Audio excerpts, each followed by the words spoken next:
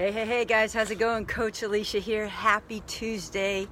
I know it's been a while or some time since I've posted via live, but I had a major takeaway this weekend, and I think in my mind it's a very important topic to speak about because we are seeing a lot of instances where people are suffering from mental illness. So my takeaways from this weekend, I have a loved one that I love dearly that is currently right now in a mental hospital. And to be honest, 100% truthful, one of my takeaways is that I was fearful, I had fear in going to see this individual in the hospital, because I've never stepped foot in a mental hospital before.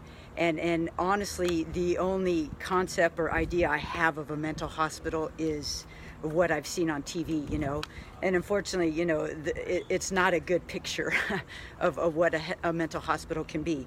And so my perception of this place was very bad. And so having to going to visit someone in a mental hospital was very challenging, and I was afraid of what I would experience and how it would take seeing this individual.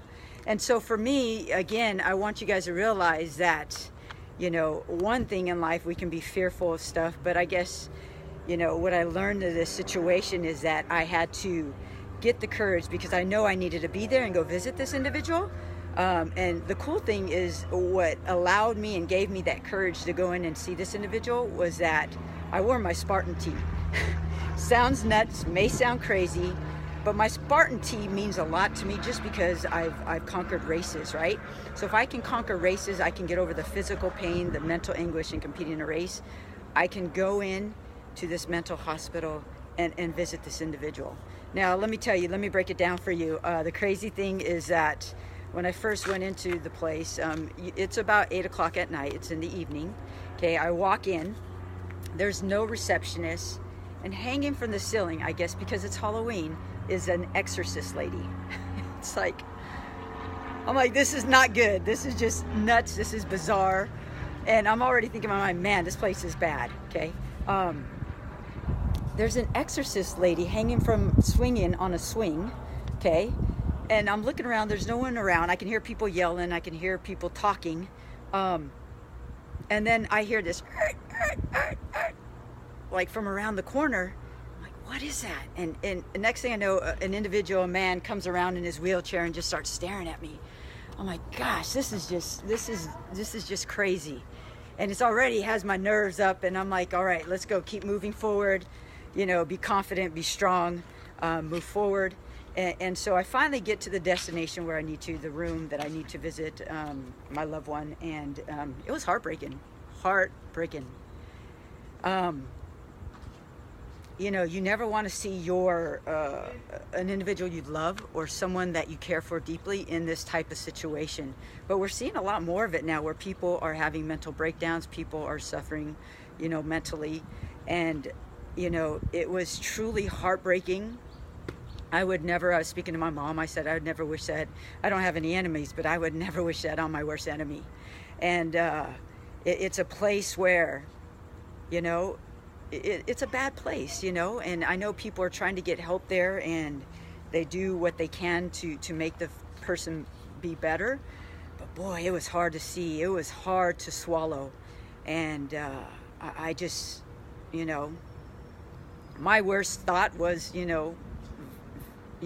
validated.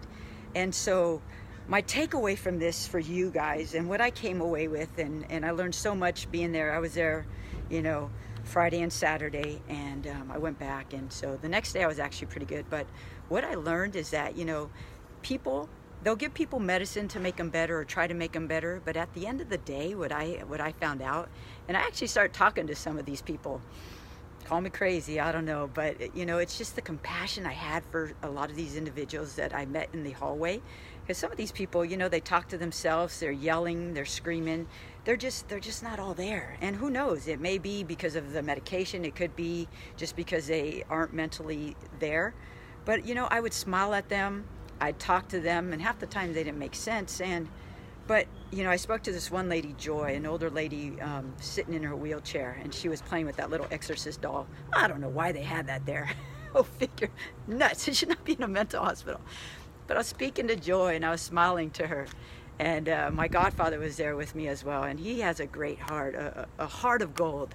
And we were laughing, you know. We asked her questions, we asked her name, and she babbled off about something. I'm like, you like that doll? And she starts laughing. So I was here laughing with these people. So, you know, you have to have compassion with these people. But more so, what I believe more than medicine, you know, I know that helps, but love. I was wondering to myself, when was the last time that someone came and visited these people? You know, when I was there, you know, visiting, I didn't really see any visitors. So I'm wondering what happens to these people. You know, they're in these places, and if they have no one that's there to love them or even come visit them, man, I can only imagine why mentally it's just, you know, they can't get better. And so to me, it's like, you know, when I was in this place, I learned a great deal. And even though I was afraid to go in there at first, I came away thinking, like, happy that I had this opportunity to learn and grow and be in an environment where I was uncomfortable. And so, like I said, when I was speaking to multiple people, I mean, one guy showed me, it looked like he had a bullet hole in his leg, and he just kept showing me his leg, and I'm like, wow, that hurts. And he just like smiled, and he was just happy to show me his cut, and to see the smile on his face, because like I said, even a smile that you can give someone, you don't know what they're going through in their life, but a simple gesture, a smile, or even saying you look nice, simple gestures go a long way. And so I mean, I came away grateful for this experience, but you know, it was hard. It was one of the hardest things I think I've had to deal with in my life, especially as an adult, is to see someone in that state of mind. And so please, prayers go out, you know, to my family member, that we can get them in a place of, you know, just of realizing how much they are needed in this world, and that they will get the treatment that they need. But if you ever volunteer, and I think I'm going to consider this now, you know, I've always volunteered at elderly senior homes, but mental hospitals, I think that may be something I would like to volunteer at. So I would encourage you guys to really look into that, and because these people need love. They need smiles. They need someone to just talk to them. You know, imagine not having anyone to talk to or say how you're doing. And so that was my takeaway: compassion, love, and an understanding that we will never know about these individuals or where they came from or what they're dealing with. But if you have love and compassion, and you're willing to spend some time with them. My godfather too is really funny. I walked out, and he was sitting with a gentleman, and he was playing chess, and the guy beat him, and I was laughing. He's like, that guy kicked my butt. But it was really cool to have conversations with these people, make them laugh, make them smile. And at the end of the day, that's all we can do as human beings, is just love another person, love them hard, love them with everything you have, and be open and be compassionate. So that is my takeaway, and I'm a better woman because of that experience.